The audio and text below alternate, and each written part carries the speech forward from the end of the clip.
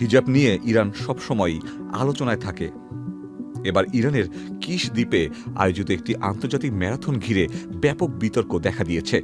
কারণ এই প্রতিযোগিতায় অংশ নেওয়া কিছু নারী হিজাব ছাড়াই দৌড়েছিলেন।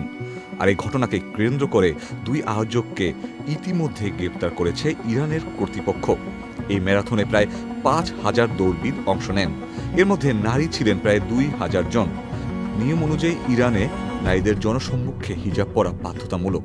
কিন্তু প্রতিযোগিতার কিছু ছবি ও ভিডিও ভাইরাল হওয়ার পর দেখা যায় বেশ কয়েকজন নারী কেবল লাল টি শার্ট পরে হিজাব ছাড়াই দৌড়াচ্ছেন।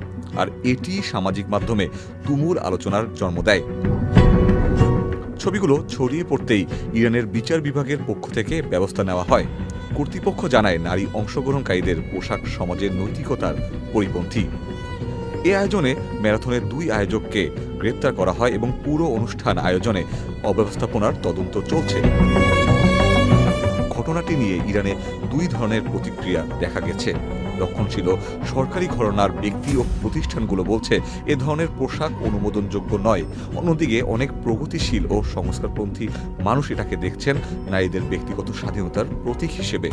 মূলত একটি সাধারণ ক্রিয়া আসর থেকে স্পষ্ট হয়ে যাচ্ছে ইরানে বাধ্যতামূলক হিজাব আইন এবং নারীর স্বাধীনতা নিয়ে সমাজ কতটা বিভক্ত। আর আন্তর্জাতিক অঙ্গনেও এই ঘটনা নতুন করে নজর কেড়েছে সবার। Ikhtiyar Ferdous, channel I.